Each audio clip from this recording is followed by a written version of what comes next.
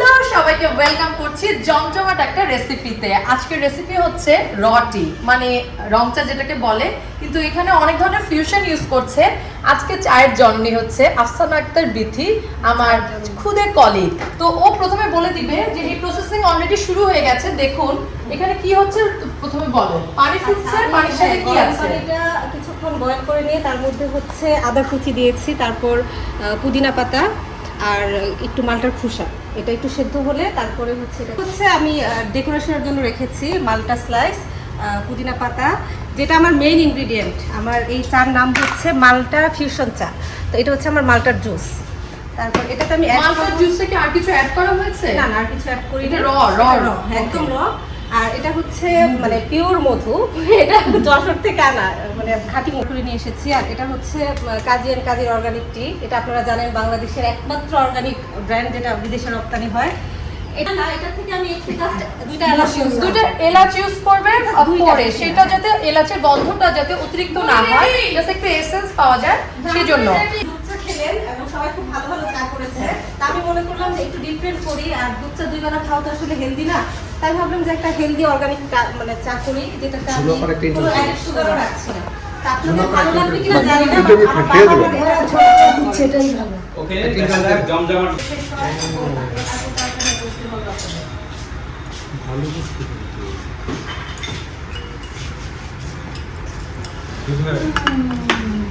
সুন্দর করে মুড়িগুলো বেড়ে দিচ্ছে, সার্ভের জন্য রেডি করছে দিদি।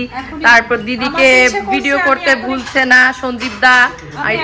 এটা আমরা আমি তোমাকে ভিডিও করেছি, এটা মনে রাখো।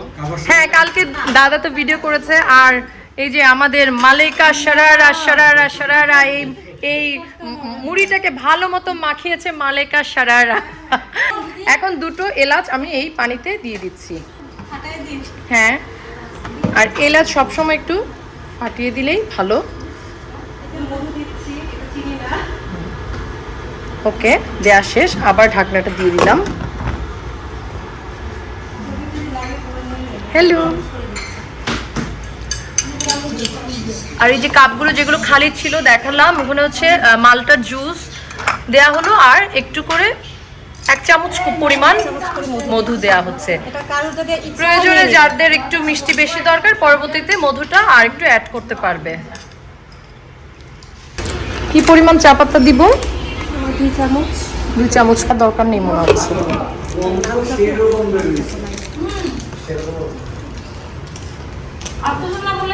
নয়নতারা ফুলের ডেকোরেশন দেখতে পাচ্ছি।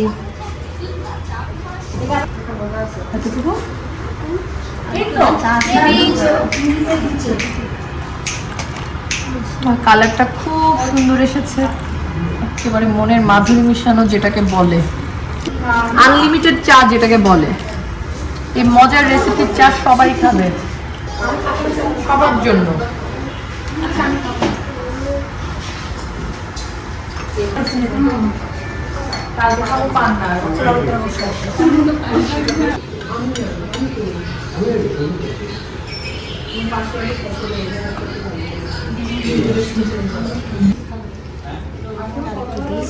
কমলা আর সবুজের যে একটা গার্নিশ, মিস করছেন, সত্যি মিস করছেন সবাই। Nice nice nice. আর কি মধু দিব? মনে হয় আর লাগবে না। এই যে রেডি হয়ে গেছে সেই মাদকতাময় চা। কালার দেখে বোঝা যাচ্ছে যে চাটা কি পরিমাণ মাদকতাময়। চলেন তাহলে আমরা এবার চায়ের কাপে ঝড় তুলি। স্পেশাল চা খেতে কিন্তু আমাদের খুদে বন্ধু লিও বাবা চলে এসেছে। এই লিওকে এক কাপ চা দাও। এই যে এখন হচ্ছে রিভিউ পর্ব। প্রথমে সঞ্জীব দা খুব সংক্ষিপ্তভাবে 1 লাইনে রিভিউ দেন, 2 লাইনে। কি বলবো, একদম ব্যতিক্রমী ধর্মী। একদিন কিন্তু গতানুগতিক ধারা চলে আসছে, সেখান থেকে বের হয়ে এই যোদ্ধা যুদ্ধে এগিয়ে গেছে। খুবই ভালো লাগছে বিকেলের এই পরন্তু বিকেলে এই চাটা আসলে আমাদের টনিক হিসেবে কাজ করছে। Thank you, very good review. হ্যাঁ স্বপন দা। হ্যাঁ, very refreshing tea. Okay, cup খালি করে ফেলেছি। মিন্ট আর অরেঞ্জ, এটা কি ছিল? মালটা না? মালটা। মালটার দারুণ কম্বিনেশন। খেয়ে মজা পেয়েছি, কাপ ঠান্ডা হয়ে গেছে। চাটা কেমন লেগেছে? আমি কিছুক্ষণ আগে খুবই বিমর্ষ ছিলাম, খুবই টায়ার্ড ছিলাম। আচ্ছা, তারপর যখন চাটা খেলাম সাথে সাথে সতেজ হয়ে গেল। ওয়াও আমি আরেক কাপ চায়ের কথা বলেছি। ওয়াও, এর চেয়ে ভালো রিভিউ আর কি হতে পারে। তারপর দেখি আমরা ঘুরে ফিরে যাচ্ছি বিধান দাদার কাছে। এবং শেষ পর্যন্ত ভালোই হয়েছে এবং সবার পছন্দের হয়েছে। ওকে ওকে, আপনারও ভালো লেগেছে। আচ্ছা, শ্রদ্ধেয় স্যার, আপনি যদি কিছু বলতেন, চাটা কেমন লেগেছে? পর্যন্ত কোনো কথা বলিনি না, কিন্তু আজ সবসময় বলতেই বলছি যে হবে। পরে বলবো। হ্যাঁ, আজ বলতেই হবে। তবে আমি বললে কিন্তু সেই দিনের ওই যে মডেলের মতো হয়ে যাবে, কেউ কিছু মনে করবেন না। প্লিজ ইনসেটে স্যার। বললাম তো আজকেরটা ভালো হয়েছে, আজকেরটা ওকে, ভেরি গুড রিভিউ। তাহলে আমরা বুঝতে পারছি যে চাটা, ও আমাদের দিদি, আপনি প্লিজ যদি একটু বলতেন। তখন থেকে রিভিউ দিতে দিতে এসে না, আরেকবার জাতি জানতে চায়। মানে আমি মানে তখন থেকে যখন থেকে রুমে ঢুকলাম তখন থেকে মনে হচ্ছে আমি একটা স্পার মধ্যে আছি। Wow, what a nice. আরেকটু কথা বলতে হ্যাঁ, আরেকটু এই কথা চাটা বলতে চাই। খাওয়ার পরে আমার কেমন জানি মনে হচ্ছে আমি স্বপ্নের জগতে চলে গেছি। ওরে আমি আমার রিভিউটা দেই। ওকে, হ্যাঁ শান্তা বলো। এই সকাল থেকে আমি ঝিমানো মুরগির মতো ছিলাম, ঠিক আছে?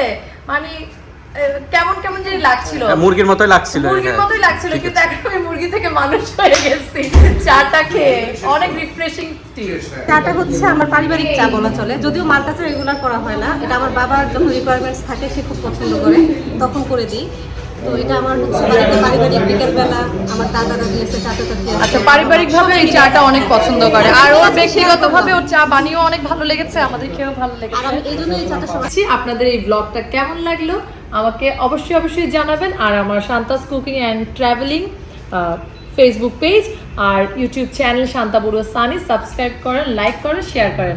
শেয়ার করব। হ্যাঁ, আর আপনাদের সাথেও শেয়ার করার কারণ হচ্ছে এটা বানিয়ে খাবেন এবং অবশ্যই আমাকে জানাবেন চাটা কেমন লেগেছে। আনটিল দেন, সবাই ভালো থাকেন।